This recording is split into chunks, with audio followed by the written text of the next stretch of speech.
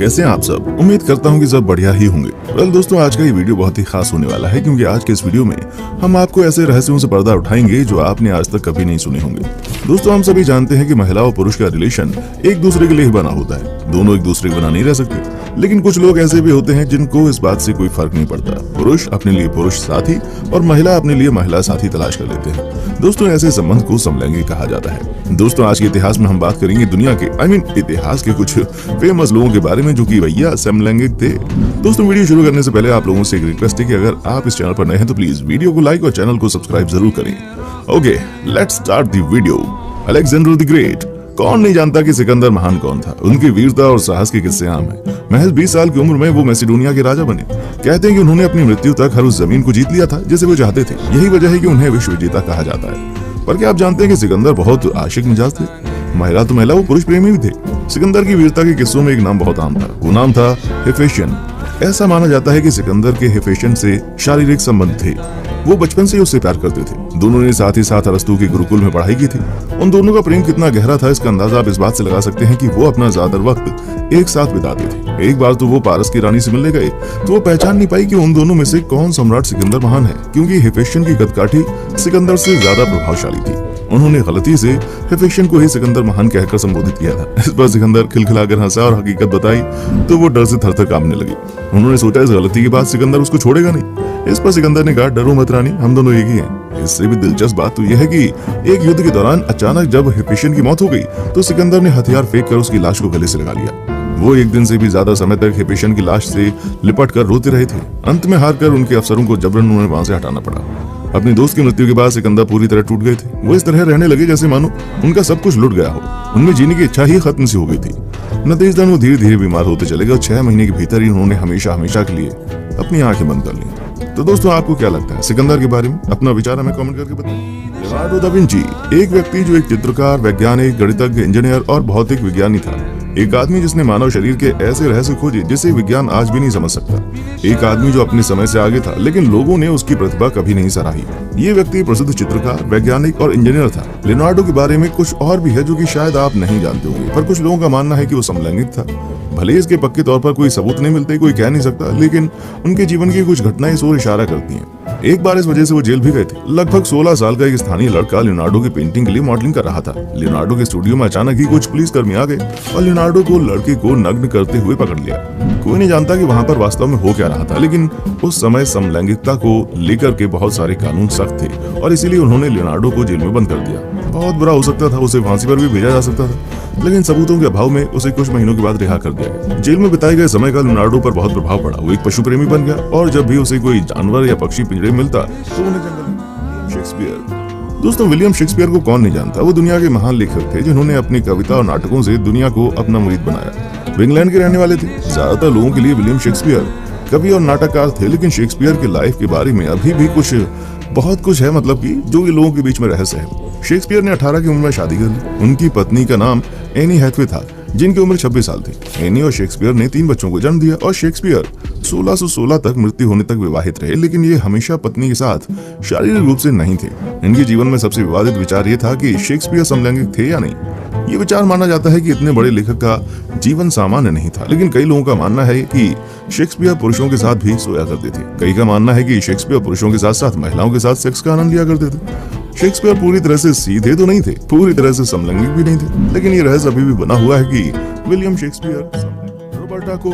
Roberta Cowell एक world war 2 की British लड़ाकू पायलट थी और रेसिंग कार भी चलाती थी। ये सेक्स बदलने वाले पहले लोगों में से एक थी। इस फ्रांस महिला ने वर्ल्ड वॉर के दौरान पकड़े जाने पर कैदी युद्ध शिविर में 5 महीने बिताए थे, जहां इन्होंने खुद को जीवित रखने के लिए जीवित बिल्लियों को मारकर खाया था। 1951 में plastic surgeon sir Herald Giles पहली बार रोबर्टा कोवेल पर प्लास्टिक सर्जरी उन्होंने की। इसी दौरान बहुत से सबूत मिले जो कि ये स्पष्ट करते हैं कि रॉबर्ट एक फ्लोरेंस नाइटिंगेल। आपने पहले फ्लोरेंस नाइटिंगेल के बारे में तो सुना ही होगा, लेकिन आमतौर पर इतिहास की पुस्तकों का उल्लेख करने के लिए उपेक्षा की जाती है कि वो एक समलैंगिक थी। इसे the women with the lamp उपनाम से जाना जाता है। वो 1820 में पैदा हुई थी और एक नर्स थी।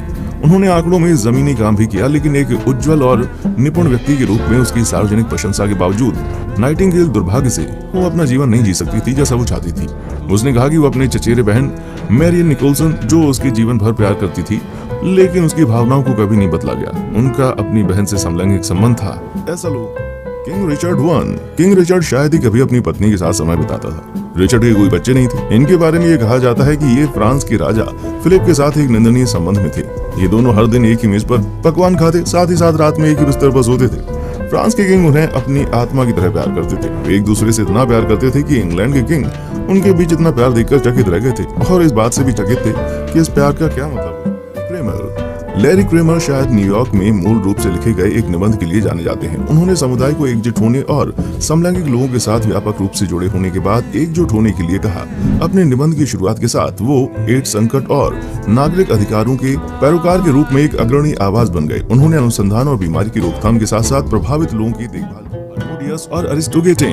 हार्मोडियस और अरिस्टोगेटेन एथेंस के एक समान लिंग वाले जोड़े थे, जिन्हें हिप्पार्कस और हिप्पियास के शासन को गिराने के लिए अत्याचार के रूप में सम्मानित किया गया था। हालांकि उनका इरादा ऐसा कभी नहीं था। हिप्पार्कस ने हार्मोडियस पर क्रश विकसित किया, उसे प्रस्तावित किया और उसे स्वीकार कर दिया। इसलिए उसने हार्मोडियस की बहन का अपमान करके प्रतिशोध किया। दो प्रेमियों ने हिप्पार्कस की हत्या कर दी, ये विश्वास करते हुए कि वे अगोरा में पैनाथनिक महोत्सव के उत्सव के दौरान अपराध से बच सकते हैं। हालांकि उनको पकड़ लिया गया था और हार्मोडियस को तुरंत मार दिया गया था।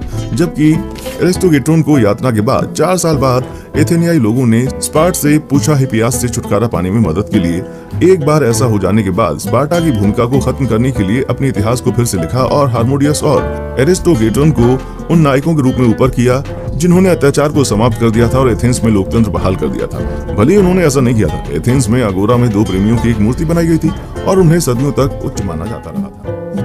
सैली राइड को नासा की पहली अंतरिक्ष यात्री और अंतरिक्ष में जाने वाली पहली महिला के रूप में जाना जाता है। हालांकि ज्यादातर लोग ये नहीं जानते कि वो पहली बार समलैंगिक अमेरिकी अंतरिक्ष यात्री थी। हालांकि नासा से सेवानिवृत्त होने के बाद वो मान्यता आधिकारिक हो गई। 2013 में उनकी मृत्यु के 1 साल बाद बराक ओबामा ने अपनी उपलब्धियों को मरणोपरांत राष्ट्रीय पदक से सम्मानित किया, जिसे उनके साथी ने स्वीकार किया। और मिजिजिया प्राचीन चीन के समलैंगिक जोड़ों के सबसे प्रसिद्ध खातों में से एक राजा के ड्यूक लिंग और दरबारी मिजिजिया के बीच संबंधों की कहानी है। ड्यूक शादीशुदा था और उसका एक बेटा था, लेकिन वो अपने पुरुष प्रेमी की कंपनी को प्राथमिकता देता था। मिजिजिया ने एक बार अपनी बीमार मां से मिलने जाने की अनुमति के बिना ड्यूक की गाड़ी उधार ली थी और किसी और के साथ मिलने वाली कठोर सजा प्राप्त करने के बजाय ड्यूक द्वारा उसकी पुत्रवत धर्मपरायणता के लिए प्रशंसा की थी।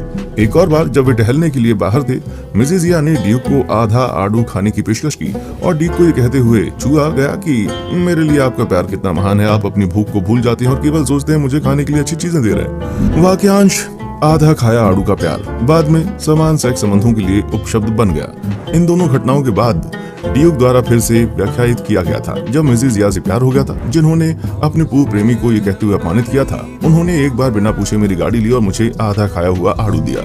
इसलिए कोई नहीं बता रहा है कि वो क्या है, शायद चलेगा।